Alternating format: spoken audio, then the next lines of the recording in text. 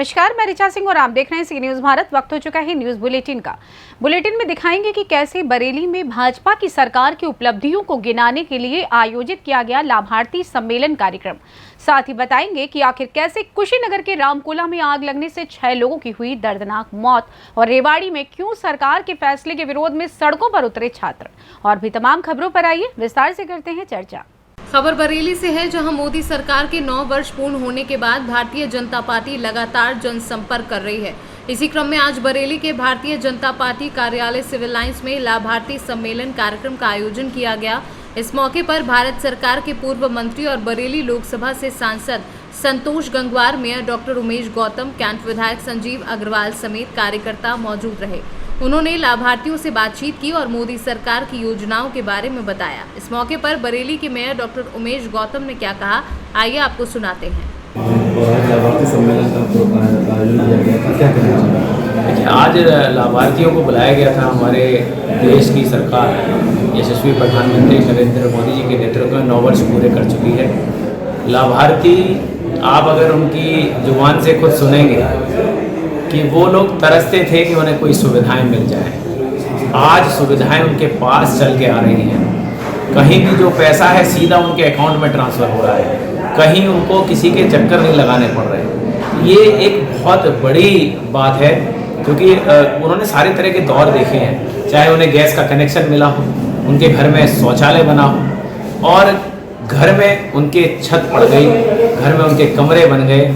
उनका जो सपना था जीवन में कि हम एक घर बना पाएंगे, वो पूरे हुए हैं। तो मुझे लगता है कि ये सारे लोग अगर उनकी आंखों में देखें, उनके हृदय से सुने, तो उनके उद्गार सुनने लायक हैं। तो आने वाले समय में भी वो हमारे यशस्वी प्रधानमंत्री जी के नेतृत्व में ही सरकार को देखना चाहते हैं। इसीलिए आज उनको चर्चा के लिए बुलाया गया है। एक 5 लाख रुपए के बीमा योजना भी आज उनको निःशुल्क दी जा रही है कि अगर कोई एक्सीडेंटल उनके साथ कोई दुर्घटना होती है तो उसका उन्हें लाभ मिल सके। तो लगातार ये जो देश की सरकार है और उत्तर प्रदेश में हमारे यशस्वी मुख्यमंत्री जी के नेतृत्व में हम जो लगातार कार्य कर रहे हैं, वो गरीब और सुशासन के जो साल हैं उसके लिए हम लोगों से बात कर रहे हैं। लोगों को एक लोगों के पास पहुंचने की कोशिश कर रहे हैं। जो लाभार्थी हैं वो दूसरे लोगों को भी बताएं जो लाभ से अभी अगर वंचित रह गए हैं, तो वो भी सारी योजनाओं के लाभ ले सकें। तो मुझे लगता है कि जो हमारा लक्ष्य है, अब की बार उत्तर प्रदेश से खास तौर से 80 से 80 सीटें वो भारतीय जनता पार्टी की झोली में 2024 में जाएंगी। बरेली से सी न्यूज संवाददाता BS चंदेल की रिपोर्ट। खबर कुशीनगर से है, जहां रामकोला में आग लगने से 6 लोगों की मौत हो गई। बता दें कि कुशीनगर के नगर पंचायत रामकोला वार्ड नंबर 2 बापू नगर के ग्राम उदहा में आग लगी की दुखद घटना पर तत्काल मौके पर जिलाधिकारी रमेश रंजन, पुलिस अधीक्षक धवल जायसवाल, उप जिलाधिकारी कप्तानगंज व्यास नारायण पहुंचे। मौके पर तत्काल फायर ब्रिगेड, पुलिस व राजस्व की टीम पहुंची। आग पर नियंत्रण पाया गया। आग लगी के कारणों का पता नहीं चल पाया है। अज्ञात कारणों से लगी आग में 6 लोगों की दुखद मृत्यु हुई है। सभी शवों को जिला अस्पताल पोस्टमार्टम के लिए भेज दिया गया है। वहीं मृतकों के परिवारीजन को 4-4 लाख रुपए की आर्थिक सहायता देने की घोषणा की गई है। आज रात में लगभग 12 बजे नगर पंचायत रामकोला में जो वार्ड संख्या 2 है, वहाँ नौमी पुत्र सरजू, उनके घर में अज्ञात कारणों से आग लगी थी। उसमें उनकी पत्नी और 5 बच्चों की दुखद मृत्यु हो गई है। उसमें आग लगने के कारण अज्ञात है। उसमें पुलिस और प्रशासन की टीम जांच कर रही है। एक ही घर में आग लगा था। मौके पर शांति व्यवस्था बिल्कुल नॉर्मल है। प्रशासन पुलिस की पूरी टीम यहाँ उपलब्ध है और आवश्यक कार्रवाई किया जाएगा। रामकोला के उर्दहा गांव में आग लगी की दुखद घटना में मृतकों हेतु सरकार द्वारा आर्थिक सहायता हेतु क्या उपाय अपनाए जा रहे हैं? कि 15 तारीख को रात में 12:30 बजे जो दुखद घटना हुई थी, ये नगर पंचायत रामकोला का वार्ड संख्या 2 है। वहाँ पर नौमी पुत्र सरजू थे। उनकी उम्र लगभग 38 साल है। तो उनकी पत्नी और 5 बच्चों की दुखद इस आगजनी में मृत्यु हो गई थी। मौके पर सारी व्यवस्थाएं ठीक है। रात में DMSP की पूरी टीम विजिट की थी। माननीय मुख्यमंत्री जी के द्वारा जो 6 मृतक हैं, प्रत्येक मृतक के लिए 4 लाख रुपए की आर्थिक सहायता की घोषणा की गई है। कुशीनगर से सी न्यूज संवाददाता राशिद बिल्ला की रिपोर्ट। थाने से सटे मुमरा में एक दिल दहला देने वाली घटना सामने आई है, जहां टोरेंट पावर की लापरवाही से 12 वर्षीय सोहेल की जान चली गई। जब सोहेल मस्जिद में मगरिब की नमाज अदा करने के लिए जा रहा था, वहीं टोरेंट पावर के खुले केबल में बारिश की वजह से करंट उतरने की वजह से सोहेल को झटका लगा और उसकी मौत हो गई। मेरा नाम एडवोकेट रियाजुद्दीन अहमद सिद्दीकी है। आप ही का कोई रिलेटिव्स है जिसको बच्चे को करंट लग के उसकी डेथ हो गई है? ये तो क्या पूरा मामला? मेरे बुआ का लड़का है। हाँ, आपकी रिश्तेदार है? हमारा रिश्तेदार है। हाँ। और ये लोग सब्जी फ्रूट्स का बिजनेस करते हैं, गरीब हैं। एक ही लड़का था और वहाँ ऐसी थी कि मस्जिद में नमाज़ पढ़ने के लिए गया। इससे पहले कि गेट पकड़ता उससे पहले वहीं गिर गया है। लोगों ने, जैसा कि मुझे मालूम पड़ा, मैं बाहर था भी आया, और वहाँ पे ये सरासर टोरेंट की गलती की वजह से ये काम हुआ है, क्योंकि वहाँ वायर खुला था। थोड़ी सी बरसात हुई नहीं कि ऐसे हादसे हो गए। आज एक घर का बच्चा हो गया। आज हमारे पास इतनी बड़ी तकलीफ है, हम किसको बयान नहीं कर सकते हैं। और हर बार टोरेंट अपने आप को पल्ला झाड़ कर, इस तरह से बहुत सारे केसेस आते हैं। हम लोग सोशल में भी जुड़े रहे हैं, लेकिन इस तरह का हादसा जब पहले हुआ है तो हम लोग के दिल में बहुत सदमा इस चीज़ का कि टोरेंट उसके बाद कहना है कि टोरेंट की लापरवाही की गई? 100% टोरेंट की लापरवाही से हुई है। वहाँ और भी कोई गुजर सकता था।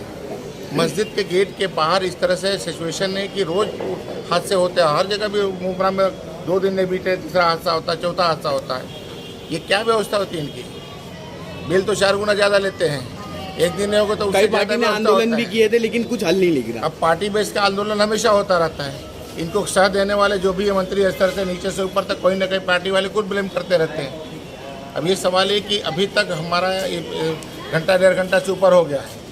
FIR के लिए भी कोई ऑफिसर आया नहीं हुआ है। कोई भी ऑफिसर अभी तक नहीं आया है। मुमरा पुलिस से आपने संपर्क किए थे? मुमरा पुलिस स्टेशन के सीनियर से भी मैं मिल के आया हूँ। माननीय DCP साहब से फोन के, DCP साहब ने बोला FIR हो जाएगा सब लोगों ने। लेकिन अभी मुमरा पुलिस स्टेशन का आश्वासन हुआ है। अभी तक मुमरा पुलिस स्टेशन के सिर्फ कांस्टेबल 2 लोग आए, बोले साहब आ रहे हैं। बच्चों का रो का ये हाल है। मैं बच्चों को संभाले कि उसकी माँ को संभाले, उसके फादर को संभाले। और ये सिचुएशन है कि कल कोई और बच्चा ना शहीद हो। इस तरह से हर बार हाथ दे के मुआवजा देकर थोड़ा बहुत चटचटा करके, इसका मतलब नहीं होना चाहिए। हम ये चाहते हैं कि मुमरा में ऐसी इस तरह से ये कंपनी अगर चलती है तो व्यवस्था दे, नहीं तो इस कंपनी को तत्काल बंद करें।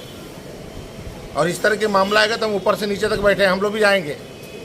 हम छोड़ेंगे नहीं इनको किसी भी ग्राउंड से। हम लोग तो एडवोकेट है, हमारा एसोसिएशन आएगा इनके पीछे हाथ धो के। अभी यहाँ मौजूद थे, आप भी स्थानीय लोग यहाँ भी मौजूद है, तो आपका क्या कहना है? देखिए, ये टोरेंट की लापरवाही है सरासर, और ये चलेगी नहीं। इससे पहले जावेद भाई, जफ़र भाई, हमने कई बार टोरेंट के जो सीनियर्स हैं उनको ये चीज़ बता दी थी कि बारिश आने वाली है। बारिश से पहले जितने भी केबल्स हैं जो जॉइंट हुए हैं और ऊपर है, उनको प्लीज़ आप अंडरग्राउंड करवाएं। तो ये सरासर टोरेंट की लापरवाही है। इस तरीके की लापरवाही चलेगी नहीं। आप जाकर हमारा नाम लेकर टोरेंट में पूछ सकते हैं कि हमने उनको किस्मत कॉलोनी के जितने भी केबल्स है, या शरीफा रोड हो गया, शादी महल हो गया, जितने भी केबल्स ऊपर है उनको अंडरग्राउंड के लिए बोला था कि नहीं। अगर आपके पास मैन पावर्स अवेलेबल नहीं है, मशीनरीज अवेलेबल नहीं है, आपके पास टीम अवेलेबल नहीं है, तो आप फिर मुमरा में क्यों और किस लिए? तो आप लोग ने आंदोलन भी तो किए थे। जावेद भाई, ये एक बच्चे की मौत हो गई है करंट लगने की वजह से, तो क्या पूरा मामला है, कहाँ पर हुआ है? अस्सलाम वालेकुम। शाम में मगरिब के टाइम पे जब जमात खड़ी हुई, मैं मस्जिद में नमाज़ ही पढ़ रहा था। कितने बजे के वक्त? मगरिब जब 7:20 की जो है जमात का टाइम है। हाँ। तो वो पहली रकात में समझो यहाँ पे जो कादरी मस्जिद और जासिम प्लाजा बिल्डिंग के बीच का जो रास्ता है, तो यहाँ से वो बच्चा नमाज़ पढ़ने के लिए आ रहा था, या शायद नमाज़ पढ़ के निकल ये अपने घर की तरफ जा रहा था। पीछे इस गली से शफी का चाल के लिए रास्ता जाता है, वहाँ का वो रहने वाला था। सोहेल नाम का बच्चा था 11 साल का। तो उसको अचानक यहाँ पे आवाज़ आई। हम लोग जब उस समय नमाज़ में थे, नमाज से जब बाहर निकल के देखे तो हमारी गली के साथी है शफीक सैयद, तो वो उसको उठा के जब तक जो है हॉस्पिटल ले गए, तो वहाँ पे डॉक्टर ने बताया कि वो जब तक मर चुका है। अच्छा, मर चुका, डेथ हो गई थी। मतलब किस वजह से हुई थी? करंट की वजह से हुई है, क्योंकि और तो दूसरा ऐसा कोई उसके बदन पे घाव का निशान या कोई ऐसा कोई था नहीं चोट का निशान की जिसकी वजह से ये बोल सके कि वो उसकी वजह से मरा हो। वो इलेक्ट्रिक शॉक अभी भी जब ये टोरेंट वालों को कंप्लेंट की है, तो टोरेंट वाले जब यहाँ पे आए तो उन्होंने अभी चेक किया। बहुत टाइम से वो लोग सर्च कर रहे हैं कि फॉल्ट एक्चुअली है कहाँ पर। अभी यहाँ पे स्थानीय लोग बता रहे थे 1 से 1.5 घंटा हो गया टोरेंट वालों को आकर, लेकिन अभी तक आइडेंटिफाई नहीं हुआ है कहाँ से करंट आ रहा है, कहाँ से नहीं आ रहा है और किस वजह से हुआ है। जब से हादसा हुआ है तो हम लोग सब जो है वो यहाँ पर मौजूद है। उन लोग भी जब से वही ट्राई कर रहे हैं कि उन लोग को अभी तक फॉल्ट नहीं मिल पा रहा है। मगर ये है कि अभी 10-15 मिनट पहले जो करंट आया था, करंट का जो सप्लाई, तो इतना पावरफुल था कि वो बिल्डिंग की दीवारों पे भी दीवारों पे भी था, ग्रिल पे था, मस्जिद की ज़मीन में था, पानी के अंदर भी। अभी टोरेंट के कर्मचारी बोल रहे थे कि करंट आ रहा है जा रहा है, लेकिन अभी तक आइडेंटिफाई नहीं हुआ किस वजह से शॉक लगा है। एक्चुअल एग्जैक्ट प्रॉब्लम हम लोग को मालूम नहीं पड़ रहा है। पिछले 2 घंटे से वो लोग वही ट्राई कर रहे हैं। महाराष्ट्र से सी न्यूज संवाददाता मोहम्मद सलीम की रिपोर्ट। मोदी सरकार के 9 साल व योगी सरकार के 6 साल बेमिसाल पर मड़िहान विधायक व पूर्व ऊर्जा राज्य मंत्री रमाशंकर सिंह पटेल ने सरकार की उपलब्धियां गिनाई। आज भारतीय जनता पार्टी के मंडल कार्यालय अहरोरा में मड़िहान विधायक रमाशंकर सिंह पटेल ने प्रधानमंत्री नरेंद्र मोदी के 9 साल प्रदेश के 6 साल पूरे होने पर प्रेस वार्ता करते हुए कहा कि 2014 के बाद भारत बहुत बड़ा विकसित राज्य बना है। भारत का पूरे विश्व में सम्मान बढ़ा है। विपक्ष के पास कोई मुद्दा नहीं है। विपक्ष की रोजगार छिन गई है। विपक्षियों को पीड़ा है कि मोदी कैसे हटे। विपक्ष मोदी हटाओ अभियान चला रहे हैं और कहा कि पहले विपक्ष सरकार बनाने के लिए एकजुट होते थे, लेकिन ये पहली बार देखा गया कि मोदी को हटाने के लिए एकजुट हो रहे हैं। जनता पार्टी के नेतृत्व में देश में 9 साल से आदरणीय मोदी जी की सरकार है और प्रदेश में 6 साल से आदरणीय योगी जी की सरकार है। विपक्ष के पास कोई मुद्दा नहीं है। आप तुलनात्मक बात सोचें, तुलना उठा करके देख लें कि 9 साल के पहले भारत का क्या दशा था और 6 साल के पहले उत्तर प्रदेश का क्या दशा था। न हमको बिजली थी, न सड़क था, न पानी था, न स्वास्थ्य था, न शिक्षा था, न कानून व्यवस्था था। और भारत के अंदर आज भारत को पाकिस्तान तक मार रहा था हमारा कमजोर प्रधानमंत्री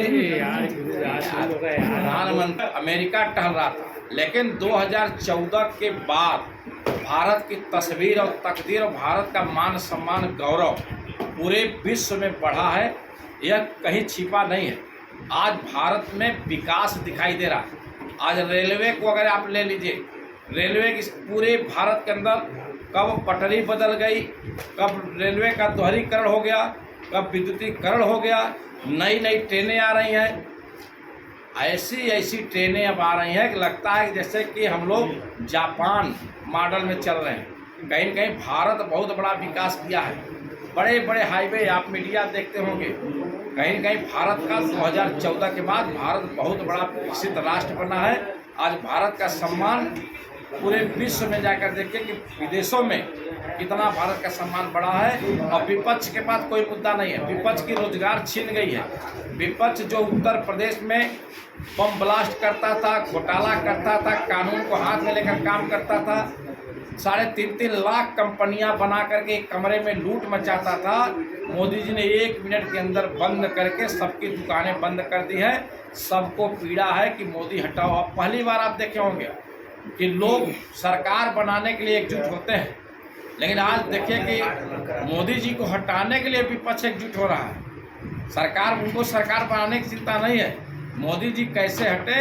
लेकिन पूरा विश्व मोदी जी को नेता मान रहा है। पूरे विश्व में मोदी जैसा नेता नहीं है, इसलिए मोदी जी बड़े मजबूत है। 2024 का चुनाव मोदी जी के नेतृत्व में हम 400 सीट से ऊपर पूरे भारत में लेकर आ रहे हैं और फिर से 2024 में सरकार बना रहे हैं। मिर्जापुर से सी न्यूज संवाददाता अनिल केशरी की रिपोर्ट।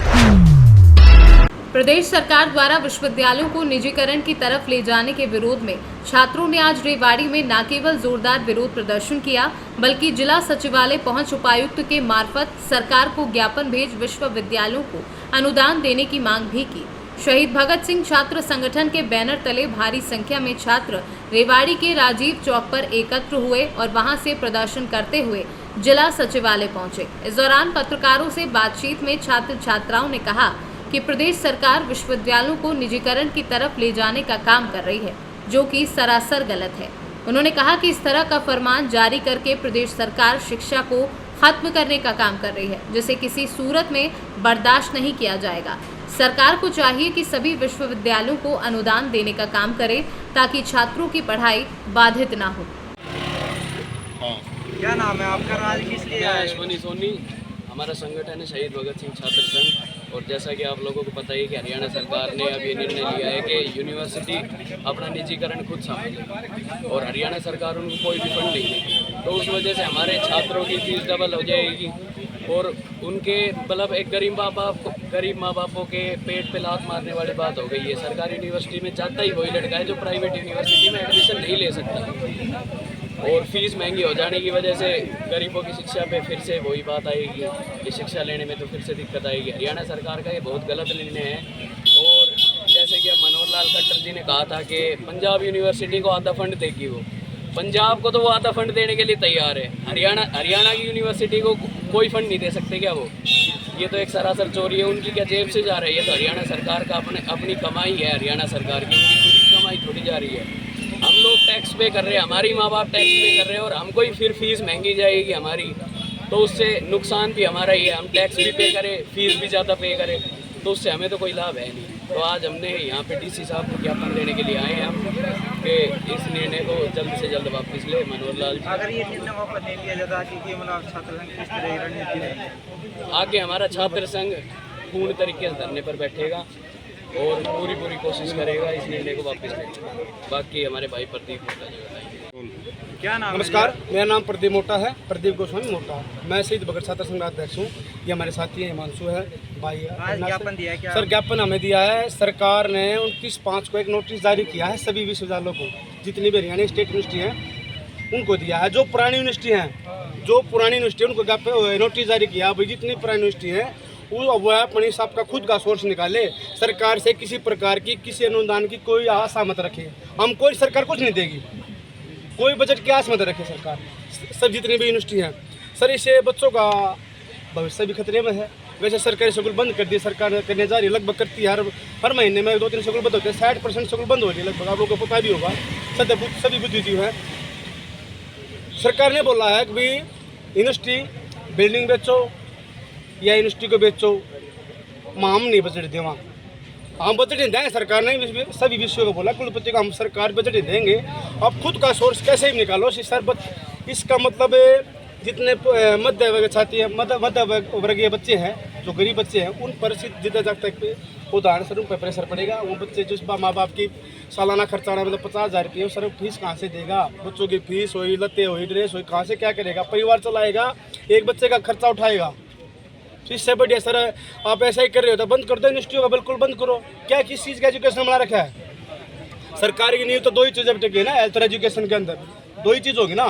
पहले एजुकेशन, हेल्थ तो बिल्कुल सिस्टम खराब कर रखा है, सरकार ने खराब कर दिया। अब एजुकेशन के पीछे लग दिया सर। पता नहीं कौन है इसके मंत्री संतरी, कौन बैठे, किसने बका दिया खट्टर साहब को? अगर जितनी भी यूनिवर्सिटी है पैसा बहुत है, किसी ने बका दिया। और पैसा बहुत है, पैसा कितना होगा? यूनिवर्सिटी जो बच्चे हैं, गरीब बच्चे हैं, जिनकी स्कॉलरशिप मिलती थी भाई साहब, वो स्कॉलरशिप भी रुक गई। बच्चों पे किस तरह का असर पड़ा है? फीस बढ़ेगी, फीस भी बढ़ेगी, इसको लेकर लेबोरेटरी भी बढ़ेगी। पढ़ाई से लेकर परिवार की सब कुछ तक फीस बढ़ी, सब कुछ तक सर। परिवार खत्म सर। एक बच्चे के एक माँ बाप के 2 बच्चे हैं, दोनों पढ़ते हैं, तो कहाँ से पढ़ाएंगे? लाख रुपए महीना साल खर्चा हो जाता है, कहाँ से खर्चा हो जाता है? बच्चे के भविष्य के ऊपर भी इन्वर्ट किया सर। बच्चे सीधा जगता, आप लोगों को पता है ना। अगर ऐसी ही पढ़ाई, अगर महंगी पढ़ाई होगी तो पढ़े कौन होगा? इससे बैठ के अपने घर पढ़ाई, यूनिवर्सिटी सरकारी यूनिवर्सिटी को छोड़कर प्राइवेट यूनिवर्सिटी इतनी है हरियाणा यूनिवर्सिटी पूरी इंडिया में 30,000 रुपये में डिग्री बनती है। वहाँ से डिग्री लेके आएगा, ECTC कराना होगा, क्या करेगा पढ़ के? क्यों उन्होंने भी रहा है तो क्या रहा है? डिग्री मिल लगी तू क्या करने जाएगा यूनिवर्सिटी में? ठीक है, क्या रणनीति रहेगी? हमारा रणनीति है, हमें ये शुरुआत रोहतक यूनिवर्सिटी से हमने शुरुआत की है और भाई अविनाश से जो भाई अपने सोने। रेवाड़ी से सीनू संवाददाता चैन सिंह की रिपोर्ट।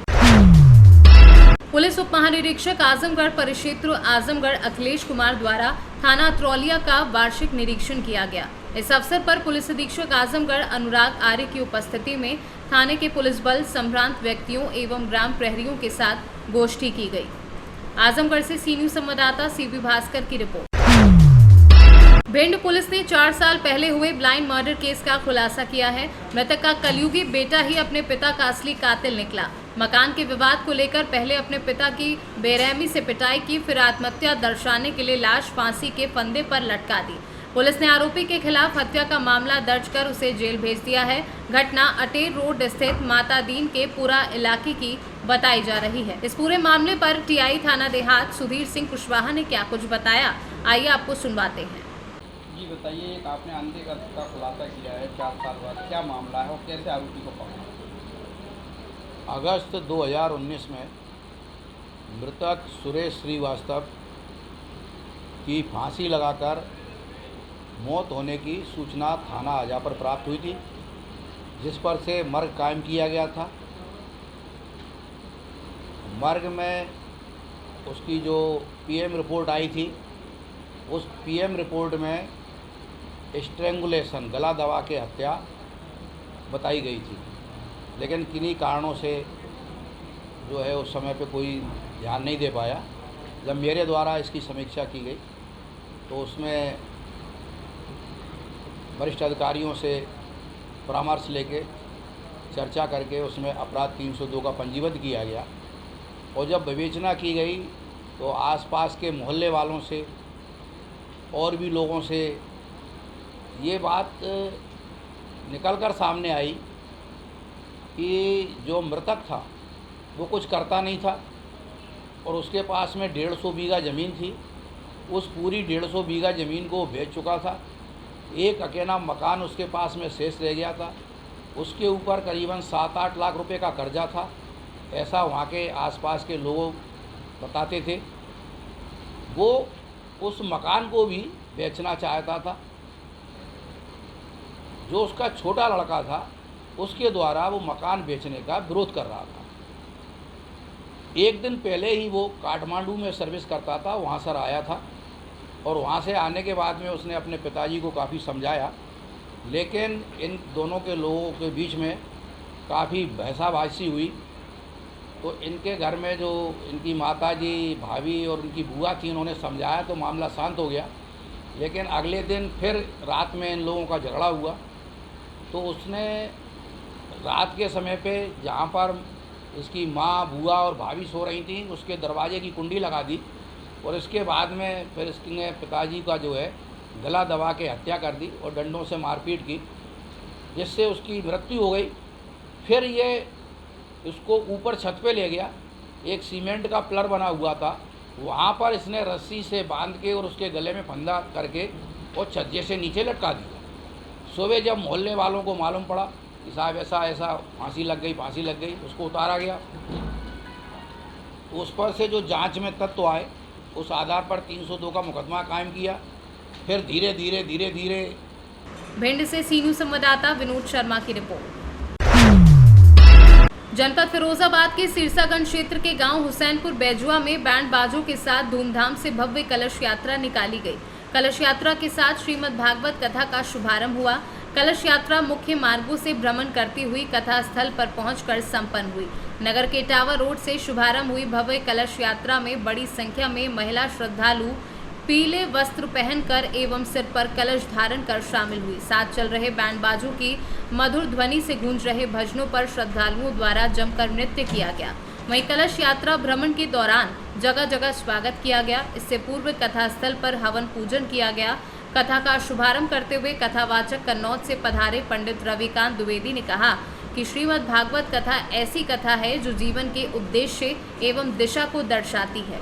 कथा में कन्नौज से पधारे सरस कथावाचक पंडित रविकांत द्विवेदी ने श्रद्धालुओं को भागवत कथा की महिमा से अवगत कराते हुए कहा कि श्रीमद् भागवत कथा का श्रवण करने से मानव जीवन में एक जन्म नहीं अपितु कई जन्मों के पापों का नाश होने के साथ ही शुभ कार्यों का उदय होता है।